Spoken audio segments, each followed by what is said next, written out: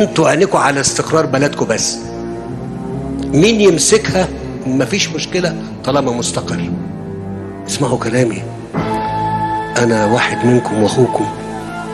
طول ما البلد مستقرة ممكن تطلع لقدام، لو البلد مش مستقرة مش ممكن تطلع لقدام. وربنا أراد ان اللي شاهد دلوقتي واللي شاهد قبل كده يشوف نماذج موجودة لغاية دلوقتي قد يكونوا أغنى مننا. استقروا؟ لا. ناموا؟ لا. في فرصة، يا رب يساعدهم. اوعوا لو حصل خراب زي اللي بيحصل في الدول اللي ما اقدرش اقول اسمها ما يصحش، انتوا هتبقوا في مشكلة تانية خالص غير اللي انتوا فيه.